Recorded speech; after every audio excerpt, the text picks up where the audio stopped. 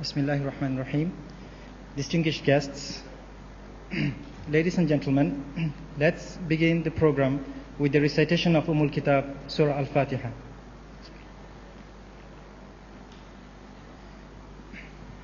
Ladies and gentlemen, I'd like to invite Professor Tariq Ramadan and Dr. Muhammad Adil, the moderator of today's program, to the stage. Bismillahirrahmanirrahim. Assalamualaikum warahmatullahi wabarakatuh. Tan Sri, Datuk-Datuk, Datin-Datin, distinguished guests, ladies and gentlemen. First and foremost, I would like to welcome everybody to this important public lecture. We are very delighted and honored to have with us this morning a very distinguished and renowned Muslim scholar, Professor Tariq Ramadan, to share with us his thought on this important topic, understanding reform from an Islamic perspective. I would like to apologize on behalf of the organizers that it is beyond our control that this public lecture takes a little bit late. To cut short of what we have the program, I will only call Professor Hashim Kamali, the CEO of FIS, to have a welcoming remarks.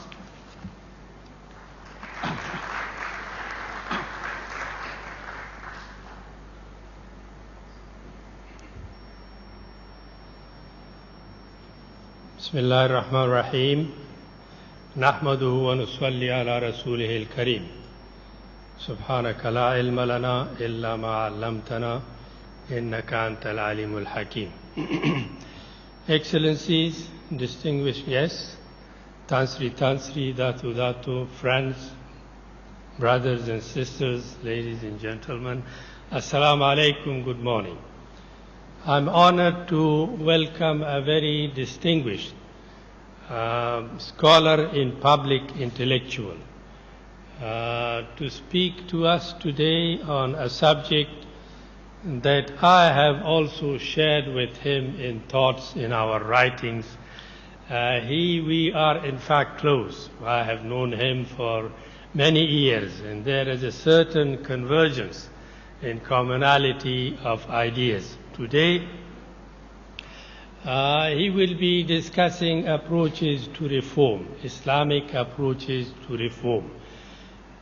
And if I may say a few words as I share some of these ideas with him, I think it is fairly well known that Islamic jurisprudence, Islamic theology in law are fairly well equipped with the internal resources, how to regenerate and revise and change many ideas that we have heard, like tajdeed, like islah. Tajdeed means renewal, regeneration. Islah means reform.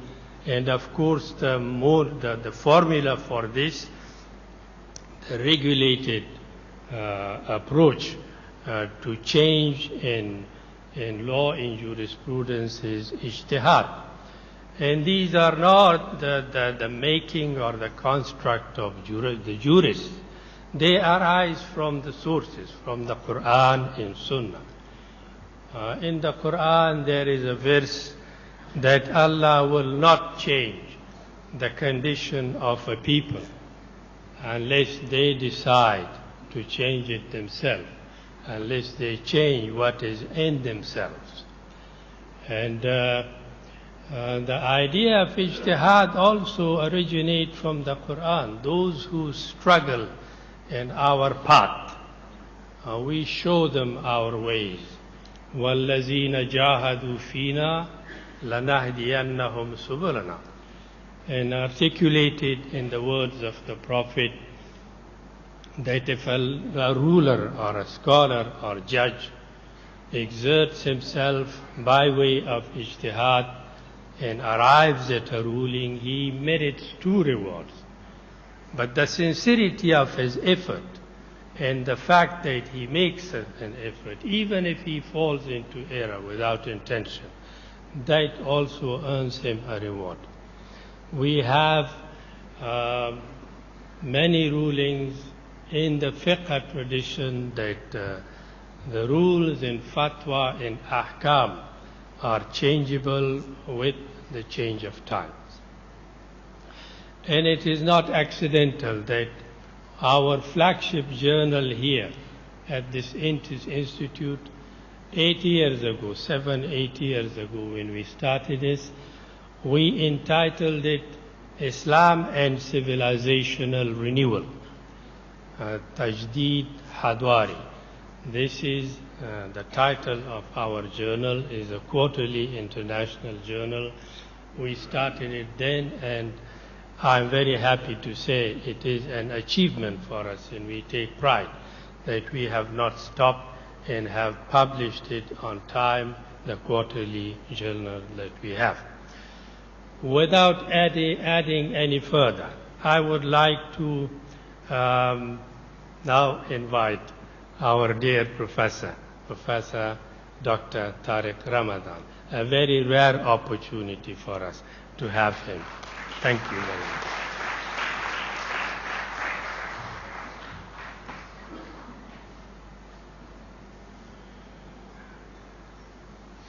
أعوذ بالله السميع العليم من الشيطان الرجيم بسم الله الرحمن الرحيم والصلاة والسلام على أشرف المرسلين سيدنا محمد وعلى آله وصحبه أجمعين السلام عليكم ورحمة الله وبركاته.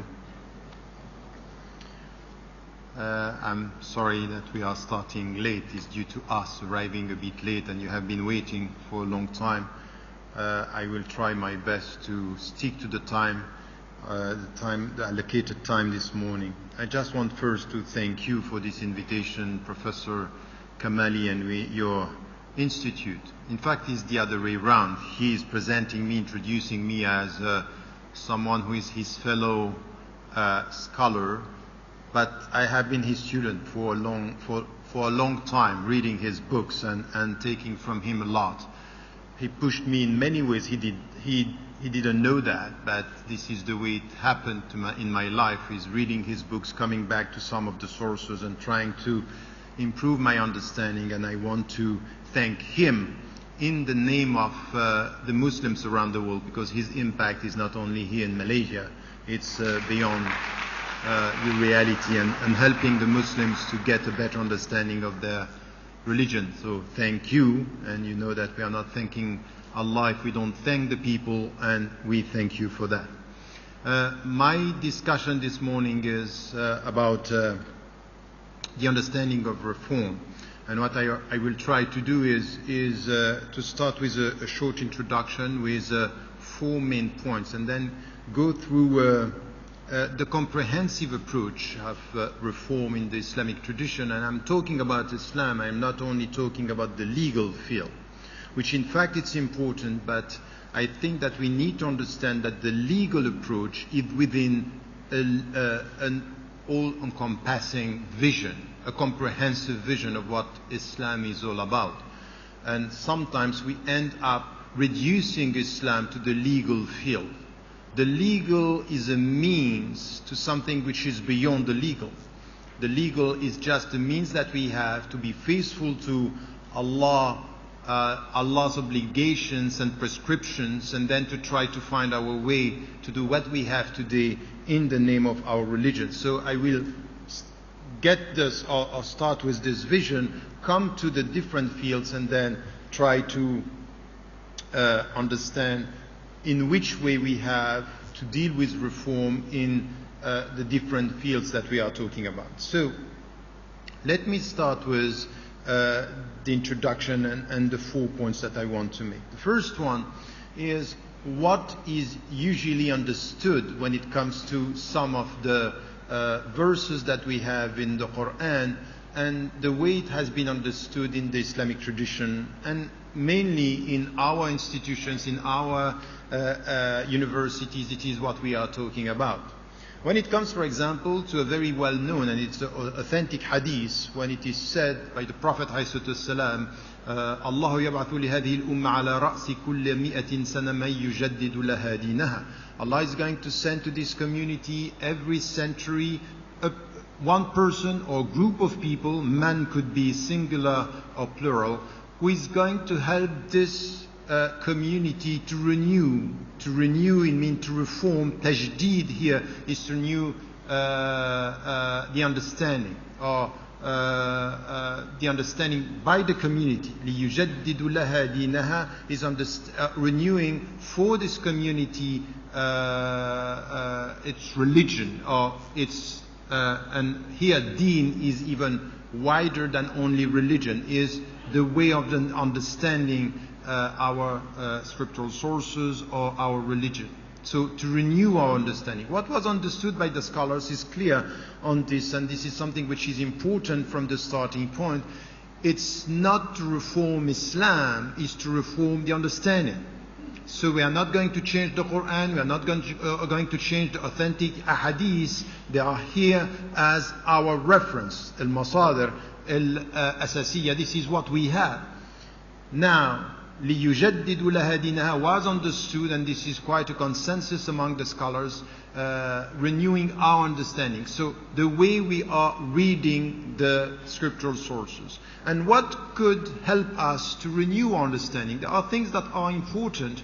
As soon as we understand that our religion is relying on eternal sources, Al-Quran wa Sunnah, but we have to read them in our history, two things are going to be instrumental in our renewal of the scriptural sources. The first one is the historical evolution. And then because time is there, we are gaining knowledge, we are gaining better understanding of things. So with more knowledge, new understandings. That's by definition the reality of it. We are dealing with history and we are reading his eternal sources. Al-Quran is beyond time, but we live within our time, and through the time and through the knowledge of our time we'll have a new understanding of the sources. That's by definition. Add to this something which is important, which is the diversity of cultures and the diversity of realities. We are not experiencing the same. You here in Malaysia, you are not in the same cultural environment as people living in Africa or people living in the West. By definition, your understanding of the eternal sources is going to be connected to your local realities. So two things are important, which is, by the way, something that we find in all the sociological approaches or even the philosophical approach, time and space. That's it. So we have to deal with this. So we have to acknowledge the fact that we live in time and space, and that our understanding is going to be influenced by our realities. It doesn't mean that the text is changing. It means that our minds are different and our understanding are going to be different. And this is very important. The universality of Islam is never to deny the diversity of viewpoints. The diversity of viewpoints in history and the diversity of viewpoints in geography, in cultural dimensions. So when it comes to this, what is important is that what we have been, so this is the first point. The second point is that very often when we talk about this today, we come to the legal, is in which way now facing new realities will come with new legal opinions facing the reality. And that's right. Of course it's right. So our understanding of tajdeed means that because today we are dealing with, for example, medical realities, bioethics, for example. We are dealing with new sciences. We are dealing with new realities. And we know that Allah is telling us through the Prophet ﷺ that He kept quiet on many things. وَسَكَتَ عَنْ أَشْيَاءَ رَحْمَةً بِكُمْ بِغَيْرِ نِسْيَانٍ. God kept quiet on many issues. Not out of forgetfulness, but out of mercy.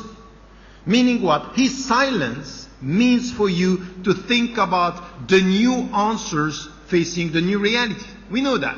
So this is what we have in the legal tradition with ijtihad, meaning we have to make our mind when the text is not clear-cut, or the texts are not clear-cut, ظني الدلالة أو ظني الثبوت, or when the text is silent. We are not going to find things about, for example, let's take a very simple example. Smoking, it's not in the Quran, but you need a legal opinion about smoking. How are we going to deal with this? And cloning and all the new medical sciences and all the new economic discoveries, everything that we have which is new and was not there, we have to come with new responses. The problem is that our understanding of tajdeed al-fahm was very often reduced to tajdeed fahm al-ahkam. So the renewal of our understanding of the rulings. How do we... And this is something which is very problematic, because in fact to reform is wider than this. The legal is part of something which is a bigger vision. Yes, we need a legal approach, but to achieve what? What is the final goal of this legal reform that we are talking about? That's very important. Because if in the legal field we don't have a vision and we don't have objectives, you can be reforming your understanding, but you are following something that you don't know where it's heading. So the point is, and I will come to this, our understanding of reform should be a comprehensive understanding, and we need to know what are the goals and what are the means, in order to avoid taking the means for the goal, which is one of the essential discussion that we need to have. The third point that I wanted to make here is that when we come to this comprehensive understanding, we understand and we get the sense here that reform is about everything. In fact, if you understand Islam and say Bismillahir Rahmanir Rahim, in the name of Allah, in the name of God, the merciful, the most compassionate, we understand here that what we are called to do is not only to reform the legal thing, it's to reform everything. يا أيها الذين آمنوا استجيبوا لله وللرسول إذا دعاكم لما يحييكم. Respond to the call of God when He's calling you, and the messenger when they are calling you both to what gives you life. And what gives you life has to do with, first, you have to answer to reform yourself. So it's not to reform your mind, it's to reform your heart. So there is something which is reform the self, and the message that you, and the verse that you refer to, إِنَّ اللَّهَ لَا يُغَيِّرُ مَا بِقَوْمٍ حَتَّى يُغَيِّرُ مَا بِأَنفُسِهِمْ. Anfusihim is not only what is coming from our interpersonal relationship, is in your heart. It's yourself. If you don't change yourself, you're not going to change even your family. If you don't change your family, forget about the society. If you don't do it with your society, forget about the world. So there is something which is essential here, is the individual dimension of reform. And then you also have to reform your relationship with nature. Your relationship with nature. And in fact, what is very essential in our understanding of Islam is that when Allah subhanahu wa ta'ala started to call the Prophet ﷺ, the first thing that he asked him to change was not himself straight away. It was the way he had to look at the world. وَالشَّمْسِ وَالْقَمَرِ وَالضُّحَى وَاللَّيْلِ إِذَا سَجَى. It's all about, look at this. These are signs. And look at the verse of the Quran. سَنُرِيهِمْ آيَاتِنَا فِي الْآفَاقِ وَفِي أَنفُسِهِمْ. Meaning the signs are going to go from the horizons and come back to you. حَتَّى يَتَبَيَّنُ لَهُمْ أَنَّهُ الْحَقِّ. حَتَّى يَتَبَيَّنَ لَهُمْ أَنَّهُ الْحَقِّ means that the truth is going to come to you by the way you look at the world. And Allah is telling you, transform and reform the way you look at the horizons, at nature. So you have to reform this as well. And by reforming this, and by the way, be careful with all the people who are telling you, in the Sufi traditions, for example, there is something which is very important, which is reforming the self, tazkiyat al-nafs. But tazkiyat al-nafs, it's not going to be experienced in a void. You transform yourself by the way you transform your relationship to nature. So this is why there is no real mysticism in Islam with its contemplation. And this is why the Prophet ﷺ was crying just before Fajr when Bilal radiallahu anhu came to him and said, why are you crying? Because he got one verse. إِنَّ فِي خَلْقِ السَّمَوَاتِ وَالْأَرْضِ وَاخْتِلَافِ اللَّيْلِ وَالنَّهَارِ لَآيَاتٍ لِأُولِي الْأَلْبَابِ. That in the creation of her and the heavens and earth, in the alternation of night and day, there are signs of those who, for those who are full of insight. Meaning, you are able to read the world with its signs if you are full of insight. So there is a relationship between the way you look at the world and the way you transform yourself. And the world is transforming yourself. And the self is transforming the way you look at the world. The Islam started like this. Allah called him to change the way he was looking at the world. So there is a reform in the way we deal with the universe, with nature. And then, of course, there is reform when it comes to interpersonal relationship. And this is something which is essential in even anything which has to do with al-adab, with al-akhlaq in Islam, is ethics, is interpersonal. And this is why, from the starting point, we didn't have manuals or books about ethics and akhlaq. The Prophet ﷺ put it as the highest goal of his mission.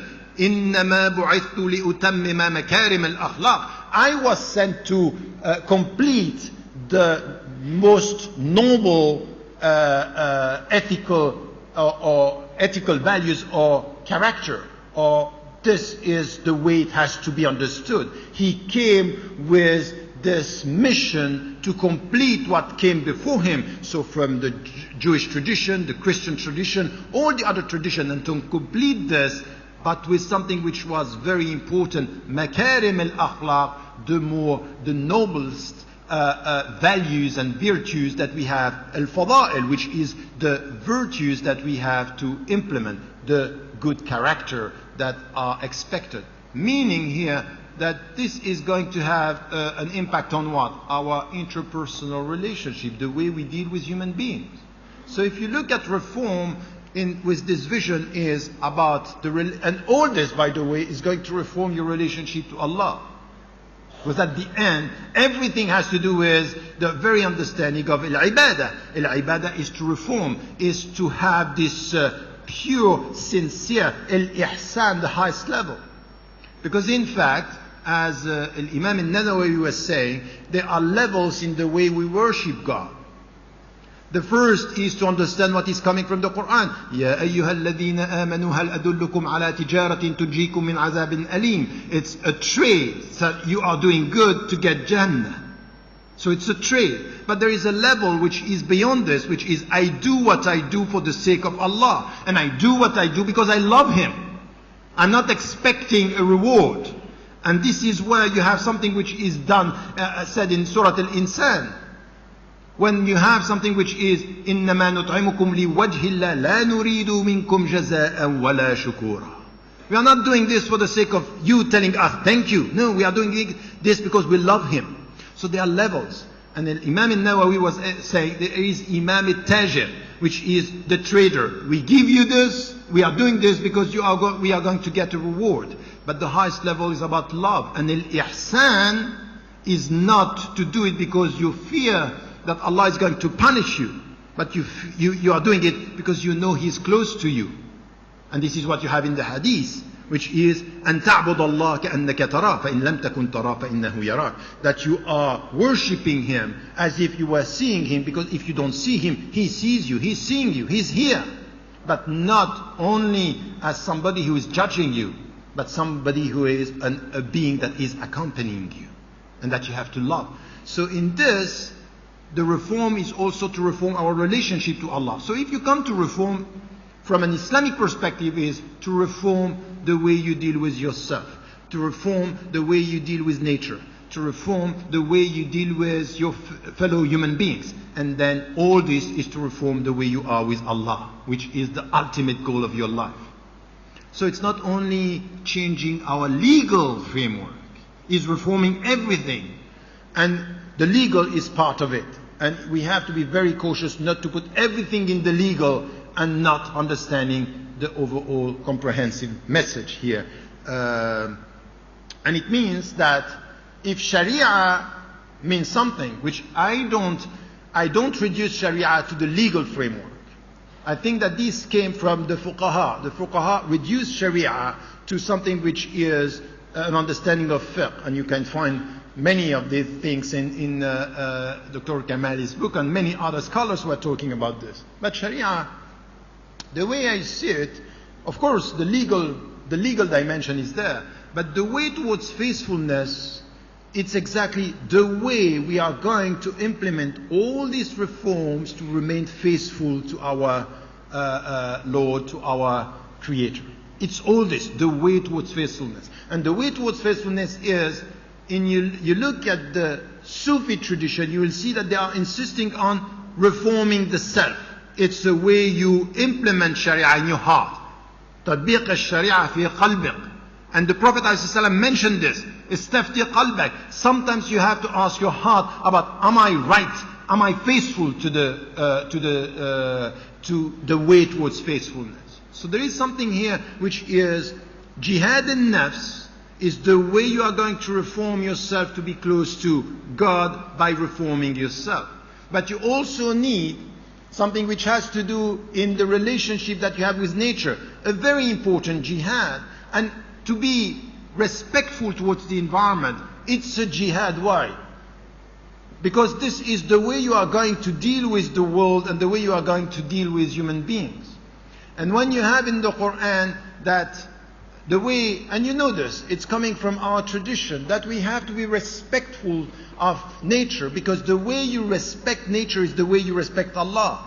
And the way we are, سَخَّرَ لَكُم مَا فِي السَّمَاوَاتِ وَمَا فِي الْأَرْضِ. He gave you all this. This is where you have to deal with nature. But you are khulafa. You are vicegerents. This is not your ownership. You cannot take it for granted. It's not yours. You will be asked about what you have done with nature. And if you don't respect nature, you are not respecting Allah's property. He is the owner. He is the one who is giving you this. Sakhara lakum means He gave you this. It's at your service, but at your service means it's your responsibility. And your responsibility means mukallafun. Mukallafun, we are going to be asked about what you have done with this. So it's a jihad as well.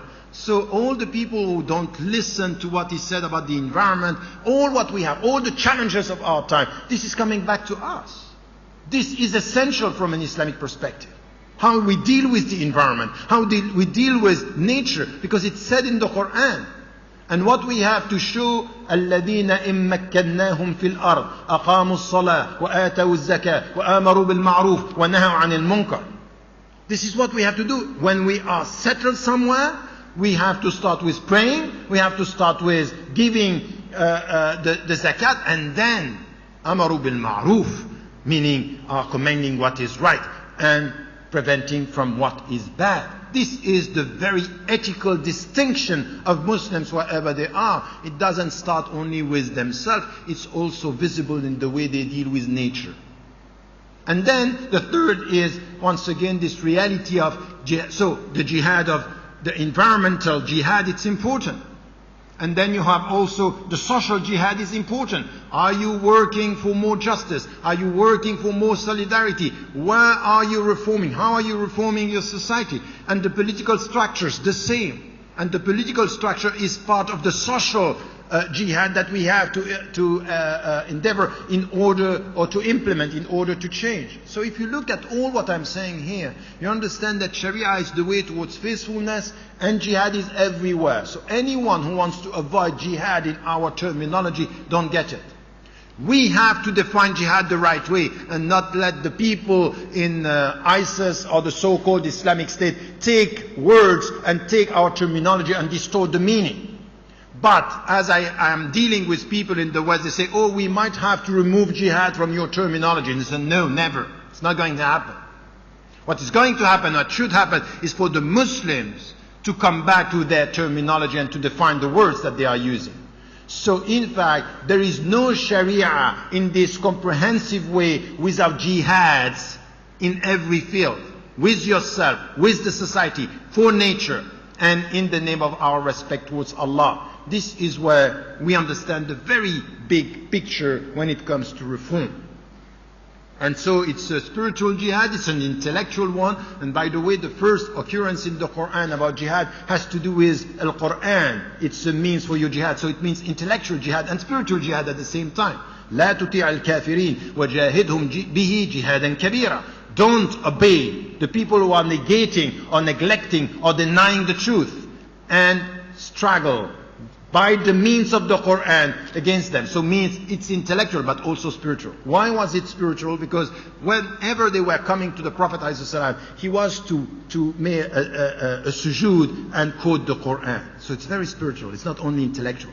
It's my strength, my spiritual strength and my intellectual power. So this is where La hawla wa la quwwata illa billah means this, that it's a spiritual dimension and intellectual take on this. So I would say here that we need to come to this understanding. And the fourth point, and you see it's a long introduction, but it's helping me to come to my points afterward, is by understanding this way towards faithfulness in all these fields, and the legal, the intellectual, the spiritual, the social, and the environmental, and even the cultural are part of this overall understanding of reform. When it's then at the end, what is the ultimate goal? And we had recently a discussion with Sheikh Al-Qardawi in one of our seminars, and many other scholars were there. Sheikh Al-Raisuni was there as well, and some of the colleagues. We were talking about this. And we had an interesting discussion. If you have, if you study the philosophers, the Western philosophers as well as the Muslim philosophers, for example, if you go to Socrates, Plato, Aristotle, the very old Greek tradition, and then you come to Al-Kindi, Al-Farabi, up to even the one who rejected philosophy, but with a very deep philosophical input in his work, is Abu Hamid al-Ghazali, Ibn Rushd and others. You see that they were trying to get what is the ultimate goal. And some were saying, what we are trying to achieve is a sa'ada, felicity, happiness. And others saying no. And for example, Shaykh al-Qardawi was saying, I would prefer the word of falah. And falah is success, is salvation, and he was saying this is coming, it's more Quranic, because you know that when you are called to pray, it's hayya ala al-falah, which is success, which is also there is a sense of happiness at something which is completed. You can discuss this. And in our discussion he was saying, but at the end what we are trying to achieve is taqwa.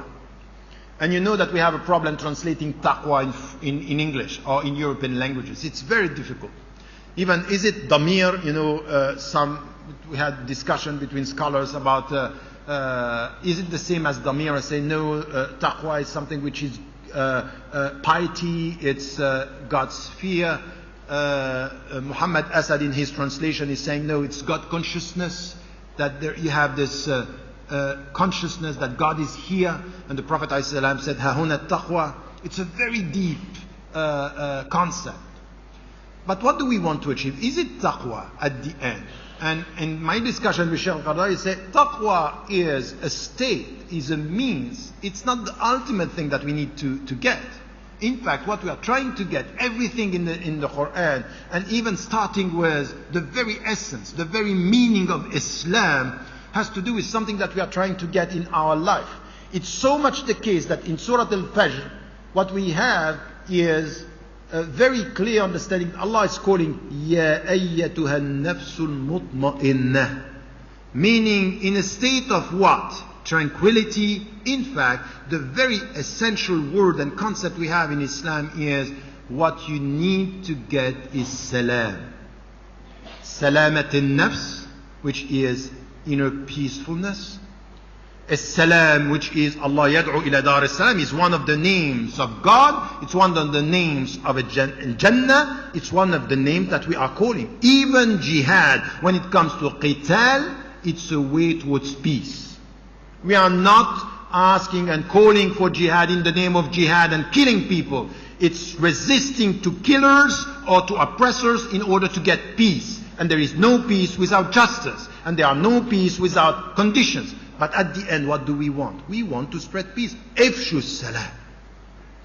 Idkhulu fi silmi kafa. Enter in Allah's peace with all your heart, your mind, and everything. So the ultimate message of Islam is about peace. This is what we want. We are agents of peace, and we resist for peace, and we reform for peace. And what we do, it's all for peace. Inner peace.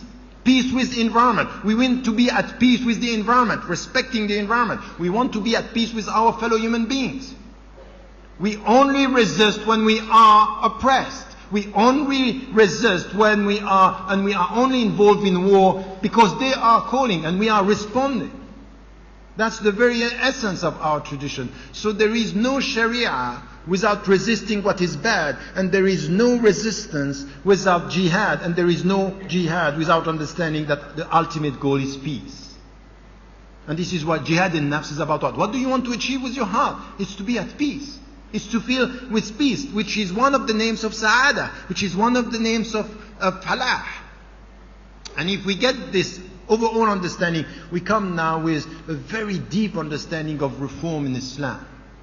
Not the legal one only, but the legal within the very deep understanding of our message. Now, with this comprehensive approach, if we understand this, we understand something which is, and this is the 6 points of my 2 parts. I just mentioned them because the main substance was in this long introduction. Having said all this, now come to how do we have to understand reform coming with this or out of this overall understanding. And this is where myself, I went through different steps in my life and studying. I started my study when I was with the scholars and the shuyukh in the very taqlidi, classical, traditional ways with one-to-one courses with my shuyukh in all the fields that I studied. And as you know, we are going in the taqlidi is where you get not degrees, but you had ijazat. Ijazat is that the scholar is giving you the permission to teach. This is what I went through in 7 fields. In fact, I studied 9 and I got in 7. And in 7 fields, one of the things that I was focusing on was mainly in fiqh, in the legal tradition. Why? Because I was experiencing difficulties and challenges in the West, as much as we are facing these same challenges here in Malaysia, even in Muslim majority countries. And then we were always talking about tajdeed al-fahm and everything. And because I was focusing on the details in one area, which is the legal, everything what was coming from the legal was about, yes, reform, al-tajdeed, al-islah. These were the 2 terms. And then by studying this, what I understood is that by definition, the legal, when they are talking about reform, they are talking about reform, yes. They are talking about reform in our understanding. But very often, our understanding of this reform is exactly what I put in the book. Radical reform was about adapting to the world as it changes. And that's my problem. If you come back to this overall understanding, we are called to reform to do what? To transform, isn't it?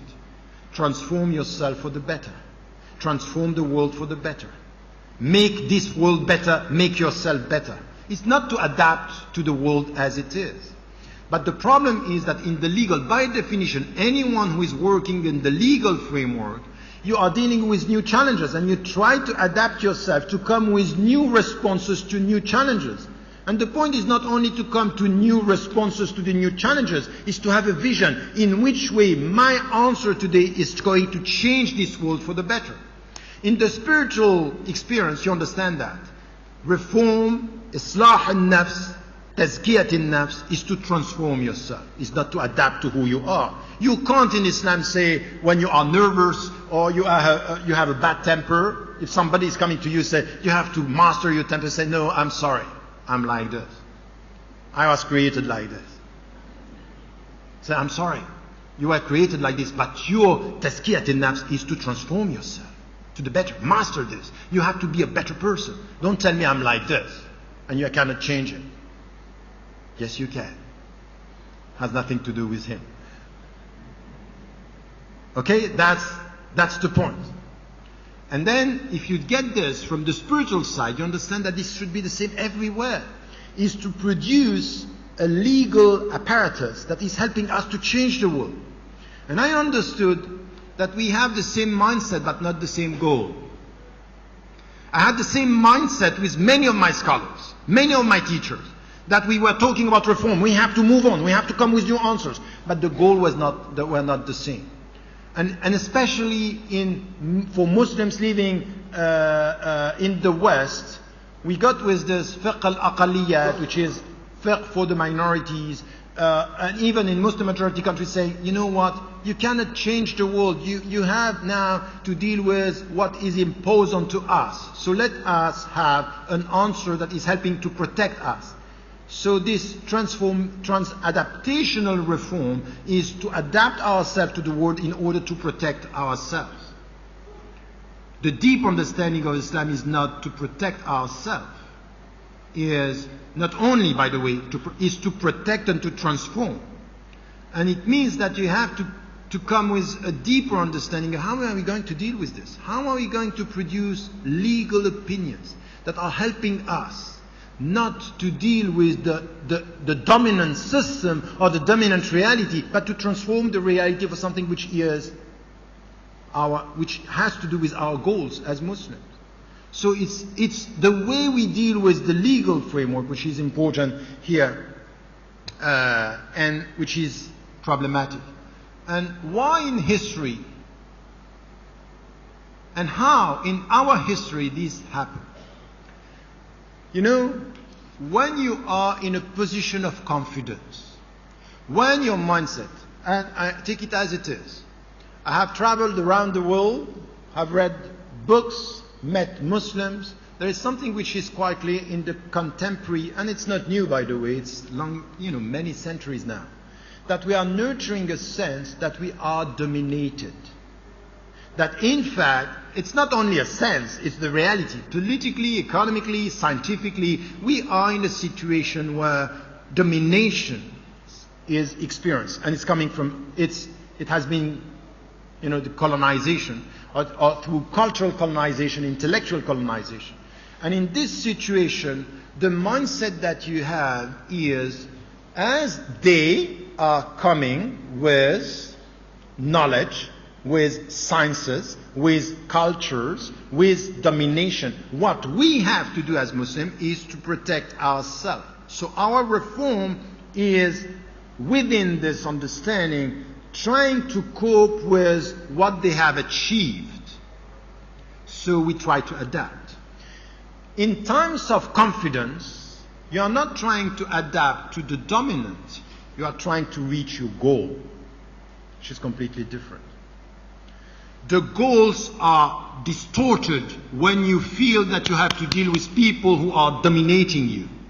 But when you are in a state of confidence, when the Muslims in the 9th, 10th, 11th, 12th century were dealing with the sense that we are bringing things to the world, our goals are the goals that we are setting to ourselves, not the goals that they are putting to us. So it's not to adapt to the world the way it comes to us. It's to transform in the name of the goals that we want to achieve. The problem is not only scientific, it's psychological. It's a mindset that you're nurturing. So reform should be, how do we come back to our goals, and how do we do this? It's for the Muslims to reconcile themselves with something which is beyond the West, beyond the dominant culture, beyond us and them. It's how do we deal with our goals? Do we have something to bring to the world? Yes or no? Do we reform for the goals, or do we reform to compete with them? This mentality that we have now, it's a competition for domination. Is that distorting the whole Islamic message? We are reforming to compete. While compete is a means to reform to our goals. I told you, when we take the means for the goals, that's over. So we have to come with this very deep understanding of where we stand in this discussion. Having said that, and by the way, be careful. It's not only, political power, economic power. One of the main challenges that we have today is the cultural one. It's distorting our mindset. It's what, when you think through the eyes of the other and you are always in competition, you look at the West and you nurture a sense of inferiority complex. We don't know how we Muslims, we are not doing, look at what they are doing. If only we were Muslims, we should be like them. Who is this them you are talking about? It's this distortion that we lack confidence in our message, in our capacity. And then we look at the dominant and we nurture this. And it distorts even our meaning, the meaning of reform. What is your goal in this? So it's political, it's cultural, of course it's economic, and there is a lack of confidence. And it comes to something which happened in history. Because of this, because we are trying to protect ourselves from the dominant civilizations or dominant cultures, we ended up in our history to have a kind of categorization of knowledge and hierarchy of knowledge that came out of this situation. In fact, because we are in a state where we try to protect ourselves, the first science that we have today in Islam is the legal one. But you know why? It's natural. And it's historically normal. We try to protect. And the best way to protect is through rules. Halal, haram, don't touch this. So we reduce this wide message of transform yourself, transform the world into protect yourself from them. And then adapt as much as you can. It's natural. And it has to be done, by the way. I'm not saying that we don't need a legal field. We need it. The point is, are we putting it within an overall vision, or are we reducing Islam into this field? That's the problem. The legal is necessary. Al-halal, halal, wal-haram, haram. We need this. And we need to have means to reform. But we have to come with a wider vision. It's to put this as means to something which is beyond that. So this is where I don't want to reduce لِيُجَدِّدُ لَكُمْ دِينُكُمْ to something which is the legal. It's to jaddid. It means you have to liberate yourself from this inferiority complex. You have to liberate yourself from adapting to what the people are achieving, but to come to your goals. You have to understand it from the very beginning. Allah subhanahu wa ta'ala said about the Prophet ﷺ meanings to every one of us. وَمَا أَرْسَلْنَاكَ إِلَّا رَحْمَةً لِلْعَالَمِينَ. You are a mercy for the world, meaning whatever the world is doing, whatever the dominant is imposing, your mercy is to stick to your goals, not to their means. That's the point. That's the whole thing that we are talking about here. And this is our contribution. Not by imposing. Not by imposing to the people. Never. And this is where competition is a means for you to stick to your goals. وَلَوْ شَاءَ اللَّهُ لَجَعَلَكُمْ أُمَّةً وَاحِدَةً. استبقوا الخيرات. It's a competition for the good. But the good are your goals. This is what you are here for. You are here to promote that. So you can get the sense of this message. Now, how we are going to translate this into reality, and why do we have to start this reform? And by the way, you understand this, that it's upstream, it's a vision, it's a mindset, it's the way we deal with ourselves, it's the way we understand our roles as human beings and as believers, as mu'minun. That's the point. And I would say here that we need, in order to come back to this sense of confidence and to put things the right way, we need to understand that in our history, it's important. Really, it's very important to understand this struggle that happened between knowledges in Islam, between different categories. From where usul al-fiqh came, why fiqh is so prominent today. What about ilm al-akhlaq? What about al-tasawwuf? What about ilm al-kalam? why this happened, why at one point in history we had this categorization and then this hierarchy in our Islamic sciences. So it's very complex. I don't want to deal with this now, but this is something that I would like students to deal. Stop idealizing our past. And don't think that the scholars, they don't have to do with power or authority or nafs. I'm always saying to the people, if you think that you are only struggling with your nafs in the room, don't forget the ulama. They are struggling with nafs, they are struggling with egos, they are struggling with power. One of the main problems that we had in our history is the relationship between scholars and powers. Are you serving the community, or are you serving the sultan, or are you serving the authority? Where do you stand this? You need to find a kind of, I'm not telling you that you have to rebel, but at least you have to be independent. Speak your mind, be courageous. This is the scholars that we need today. If you don't want to be politicized, at least be independent, which is a type of political statement, as you know.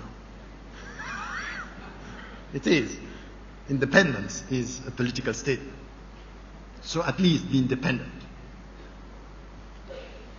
Sometimes we want to say to some scholars today, look, at least be silent on this. At least. If your courage is silence, be silent. If you cannot speak. And this is throughout the Muslim world. Having said that, where are the fields? What we need first is something which happened in our history, and I don't have time to go to all this, but these are, ways and venues that I would like us to study more. I'm working on this. I have been working on this over the last 30 years, trying just to summarize what I mean here. The first three areas where we have to deal with our reform. The first is about the sources, the second is about the objectives, and the third is about the means. So you will understand why I put the means at the end, between the sources and the ends, the goals. The sources. The scholars at the beginning, when they were dealing with the sources and dealing with the Quran, they were understanding that Al-Quran is a source. The ahadith, Sunnat al-Rasul, was a source. And if you talk to Shi'i and Sunni and Shi'i, they all agree we have two main sources, Al-Quran was Sunnah. And in fact, from the very beginning, the understanding of Sunnah was wider than only the legal dimension of ahadith. If you come to Malik, for example, and the way he was dealing with the Sunnah, Al-Muwatta, it's not a book where he's looking at the legal. He's also even considering his own viewpoint. He was saying when he was writing, Al-Amru Andana, meaning our understanding of the reality. I am part of the process with the environment and with the text. He was not reducing Sunnah to ahadith and the ahadith to the legal. It was wider than that. And it meant that for them from the very beginning, there was this understanding, yes, Al-Quran is a source, the first one. The second is the prophetic tradition, the way the Prophet ﷺ, but also our understanding, the environment, it's very essential. So the source of our understanding of what we have to do is also the world, the universe. Why? Because the universe is also a revelation. This is why Taha Jabir al-Alwani in his book Al-Qira'atayn, he was talking about the fact that we have two books. And who said this also? From where the Renaissance in the West came, by scholars, also Muslim scholars, saying the book of universe. It's a book, it's our source. So we need to look at the world as a source of our understanding of our religion. Not only the scriptural sources, we need to understand that we are not scared of looking at the world and taking from the world. The world is a book that we read with Sunan Kawniyya, meaning natural order. And there are qat'iyat, there are things that you are not going to change. So all this is important in our understanding of Islam. So the sources are important. And in Usul al-Fiqh, from the legal tradition, they reduced the sources, al-masadir, to al-Quran wa Sunnah, and then you have all this al-Qiyas, wal-Ijma' wal-Istihsan, and these are disputed references. But at the beginning, before this categorization, which came with, and that's true as well, but not completely, Ja'far al-Sadiq, al-Shafi'i, in Usul al-Fiqh. Then when they had to come, al-Shafi'i, when he was traveling, he was saying that the people were coming with fatwa, it was scattered, they were a problem of language, a problem of methodology, so he came with a methodology. And the methodology was necessary at that time. The problem is that this methodology reduced the meaning of the sources to the scriptural sources and not to the world. Why? In fact, it's not true. In his mind, the world and the reference, al-urf, and even the environment was a source, but something which was secondary. But in fact, from the very beginning, it was part of understanding of what are our sources. And you know the hadith of Muaz ibn Jabal, when the Prophet ﷺ sent him to Yemen and said, on what are you going to rely? Al-Quran, and then the Sunnah, and then I'm going to exert my mind. I am trying to find solution. Meaning, in the time of the Prophet ﷺ, he was dealing with new situation in Yemen, not far from where they were. Now we are so far away from where they were, and now I'm going to use my mind. Use my mind between what and what? What you said, the environment, and myself. The environment is part of the source that I have to understand to bring something. Of course, this is essential. So, our sources here are important. Why I'm saying this? Because if you understand that the world is also a source, you understand that you cannot reduce Islam to knowing Al-Quran wa Sunnah. You need to know the world. You need the other sciences. You need experiential sciences. You need human sciences. You need science with science, and not only the sacred science, as we said. And by the way, why are you saying Islamic sciences? What is Islamic in Islamic sciences? So, mathematics is what? A secular science? Medicine is what? A secular science? So, from where came this distinction between science and science? Or is it Islamic science? Only the sciences that are dealing with the object which is Islam, which is the Quran wa Sunnah. So it's a problem. Because the human body is very Islamic. Everything in the human body is Islamic. So do you have now to put Islam everywhere? Just to feel good? Islamic medicine, mashallah. So there's an Islamic way to deal with what? With sickness? Where is Islam in all this? We have a problem. Because we don't get the whole understanding of the sources. How do we deal with this? And we are talking about comprehensive, and we are doing exactly the same as the West. Fragmentation of knowledge. We are experiencing fragmentation of knowledge. Is people who are very, very deep in their understanding of the sources, but they know nothing about science, economy, politics.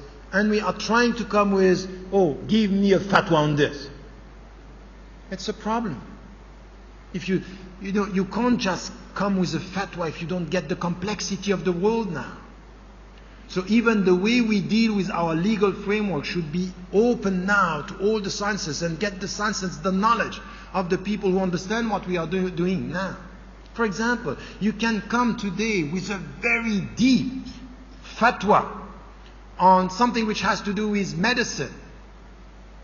It could be, for example, organ donation. We don't have a problem in Islam on organ donation, but be careful. A fatwa in organ donation should be also connected with a deep understanding of the economic realities and the world, the way it works. Because some, in the name of organ donation, are now building something which is trading organs.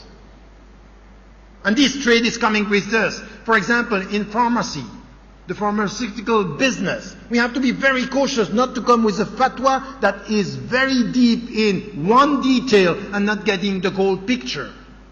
You can use fatwa with a very bad economic understanding of the whole thing. It depends how to use it. So we need to be very careful not to have fatwa or instrumentalized fatwa by people who are taking a fatwa on the detail, not getting the whole picture. How are you going to get the whole picture if you don't have the other sources as helping you to reform, to transform, not to adapt? If you want to adapt, go ahead. That's fine. Ask the ulama just to come with fatwa on very specific detailed issues. But if you want to transform and to come with the vision I was talking about, we need more than that. Now, the second point, quickly, and I will end now, it's about our objectives, which is also something which is very important. In one of your books, by the way, Dr. Kamali is referring to Al-Maqasid and how, in fact, it was built and came from very often. It's not only this, but at the beginning, thought through the legal thing. What is prohibited, and then you ask yourself why this was prohibited, and it gives you the goals, the higher objective.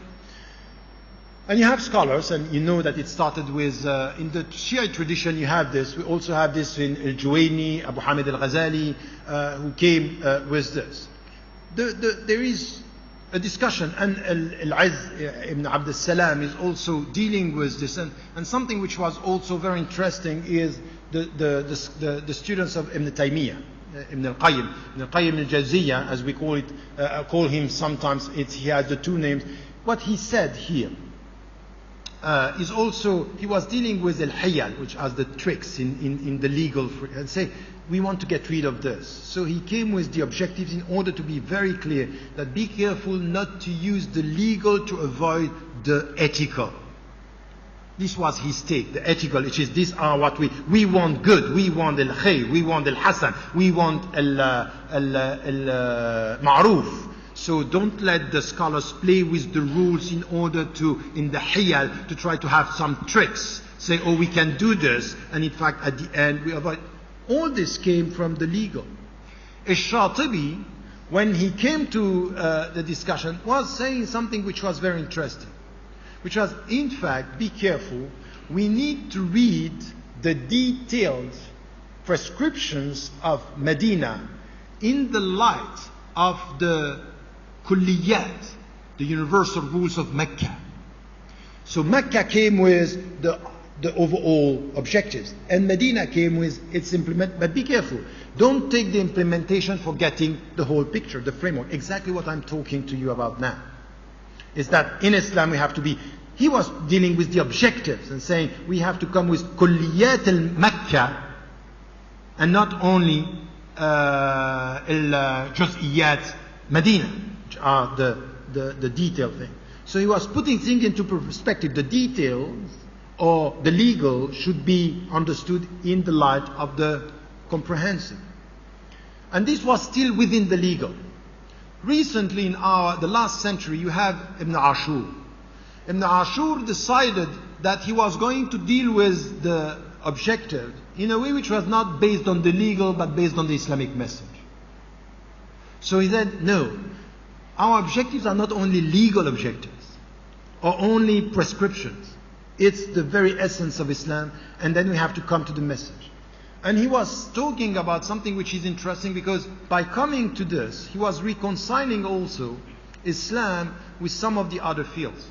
He had one chapter, for example, in Fitrat Allah allati fatara an-nas alayha, meaning our fitra is essential to understand, in fact, the message of Islam. So it's the inner dimension. And he was also talking about al-kulliyat, the universal message of Islam, the outward and the inward. Between Ash-Shatibi and Ibn Ashur, we had some other scholars. And one who is very interesting on this is Ibn Taymiyyah. Ibn Taymiyyah is misunderstood by many scholars and many Muslims, and very often by you, because you confuse very often Ibn Taymiyyah with what the Salafi are doing with him.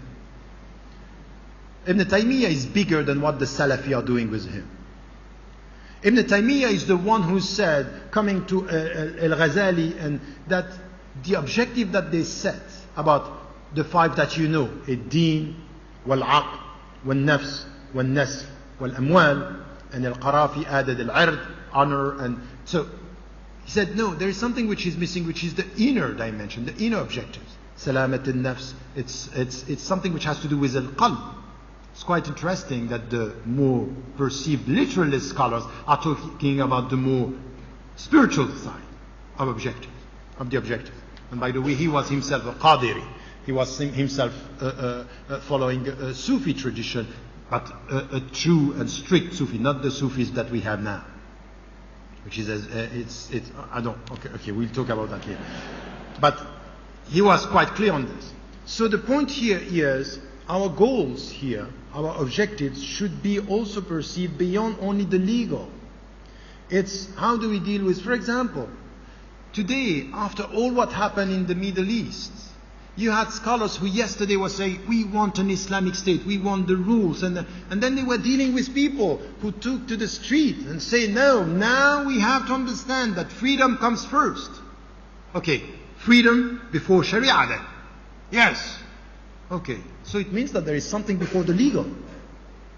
And then we come to Ibn Kathir saying, وَلَقَدْ كَرَّمْنَا بَنِي آدَمَ. We gave dignity to human beings based on what? Two things. The first is knowledge. عَلَّمَ آدَمَ الْأَسْمَاءَ كُلَّهَا. He gave the names of everything. And حُرِّيَّة. You are free. فَمَنْ شَاءَ فَلْيُؤْمِنْ وَمَنْ شَاءَ فَلْيَكْفُرْ. You are free. And this, because of your freedom, which is a responsibility, this is why the angels go to you prostrate. Because your dignity is to deal with your freedom and your knowledge in the name of freedom, and freedom in the name of knowledge. And this is a taklif, your responsibility. So this is your dignity.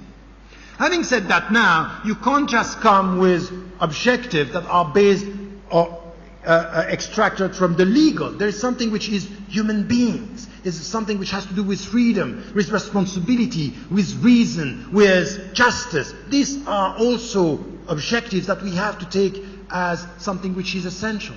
So we also have to rethink our way of dealing with our goals. What do you want to achieve? Is it only protecting deen and protecting your... No, in fact, in psychology I have objectives. What do I want? I want internal, intimate stability. I want inner peace. Come with something which is, what are my goals as to the way... Because the consumerist culture is changing the way I look at myself, telling me you will feel good when you will have. And we say you feel good when you are going to be. It's the being, it's not the having that is changing you. This is a cultural revolution. How am I going to deal with this? By saying, oh, you have to protect yourself. It's all about protection or not about asserting. You see the difference? Protecting from the dominant, asserting in the name of your goals. Different. Completely different. It's a completely different mindset. This is the true reform, and this is why I call it the radical reform. It starts with our mind. And the last point is our means. And this is what I'm saying. You understood this from my discussion, is the means. The means are not only the legal. We have to stop thinking that the fuqaha are going to change the world. The fuqaha are going to ask the rules to protect ourselves, not to be distorted, not to be destroyed by the world. And this is a necessary step. But we need to understand that we need to come with all the knowledges, the complexity of the world. And the means should be here all the sciences, the legal science, but also human sciences, experimental sciences. We need the people to come on board. And this is why all the scholars today who are, you are studying sociology, political sciences, you are studying medicine, you are studying psychology, you should get it right. You are part of the solution. You are not observers and people who are looking at the ulama and saying, you don't get it. We are fed up of these Muslims looking at the scholar saying, hey, what is he talking about? And then you want to tell them, and why don't you talk yourself? Why do you think that it's going to come from the ulama that are in the legal field? We are not going to reform the world by only having this fragmentation of knowledge, people who are sociologists, people who are, and they don't get it, that we have to come together. We need to add knowledge to knowledge. And the means should be scholars and ulama. And this is where we understand the whole message. إِنَّمَا يَخْشَى اللَّهَ مِنْ عِبَادِهِ الْعُلَمَاء.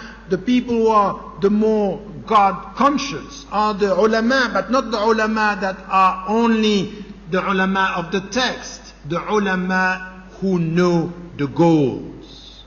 سلامة النفس, سلامة المجتمع, سلامة مع الطبيعة, سلامة مع الله.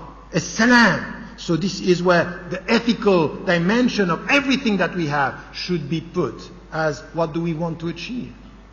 We need sociologists. We need political scientists. We need psychologists. We need all the sciences. and stop celebrate them in the past. You know what? The first sociologist was Ibn Khaldun. Who do we have today? We are waiting for him or her. The first great medical doctors was so and so. Who? Ibn Sina was a great doctor. That's fine. A great philosopher. That's fine. Who do we have today? Inshallah.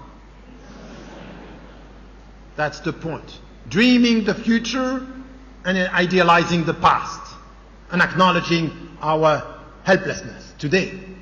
I think that this is where we have to stand and to understand that we need to change our means, to reassess our sources, and to redefine our goals. In the name of this, and get me right, I'm not criticizing all what has been done. It's huge what the ulama, the fuqaha have been doing. They are trying their best. And it's true that when you have scholars saying, you know, I'm the guardian, I'm trying to protect my people. They are right. But we should stop protecting, or we should stop only protecting and now asserting, contributing, adding to the knowledge. And this is where we have to work, and you understand it through my lecture. We have to reassess our terminology, the word that we are using, and our understanding. This is the first step. We need to deal with this categorization and hierarchy of knowledge that we have. It's implicit everywhere. The way we look at the ulama, the way we look at the fuqaha, the way we are thinking that everything is coming from them. We have an implicit categorization and hierarchy of knowledges in Islam today, not in Islam, among Muslims. Because Islam is, I would say that the Islamic tradition would challenge this.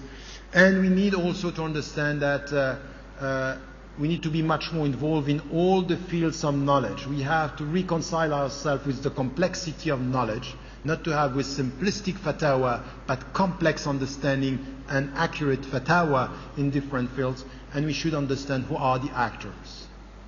And you know what? You know why we don't have a hierarchy, why we don't have a clergy, why we don't have a pope in Islam?